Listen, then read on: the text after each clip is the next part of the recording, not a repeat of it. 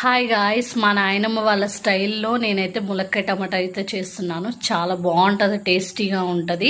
ఇలాగా సట్లుల్లో చేస్తారు మా నాయనమ్మ వాళ్ళైతే. నేను ఇంకా అలాగే చేస్తున్నాను. సో ముందుగా ఆయిల్ వేసుకుని, ఆయిల్ వేడిన తర్వాత పోపు దినుసులు బాగా వేగిన తర్వాత ఆనియన్స్, పచ్చిమిర్చి, కరివేపాకు అయితే వేసుకున్నాను. తర్వాత ములక్కాయలు వేసి బాగా మగ్గించుకొని అల్లం వెల్లుల్లి పేస్ట్ వేసి పచ్చివాసన పోయేలోపు నేనైతే ఇంకా టమాటా 1/2 kg తీసుకొని ఉప్పు వేసి బాగా మెత్తగా స్మాష్ చేసుకున్నాను. బాగా గుజ్జు వచ్చే వరకు స్మాష్ చేసుకోవాలి.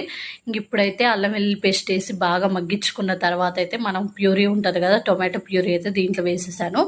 నిజంగా చెప్పాలంటే ఇట్లా సట్టులో వండుకోవడం వల్ల కర్రీ అయితే త్వరగా అయిపోయిందండి. కళాయి వల్ల దలసడిగా ఉంటుంది కదా, త్వరగా మగ్గదు. ఇలా అయితే దగ్గరగా ఉండడం వల్ల త్వరగా మగ్గిపోయింది కర్రీ అయితే. ఇంకా ఫైనల్గా ధనియాల పొడి, ఉప్పు, కారం వేసి మగ్గించుకున్నాను. 2 minutes మగ్గించుకున్న తర్వాత అయితే స్టవ్ అయితే ఆఫ్ చేసుకున్నాను. ఇంకంతే, బాయ్ బాయ్. ఈ వీడియో మీద నచ్చితే please like, share and subscribe. Bye guys.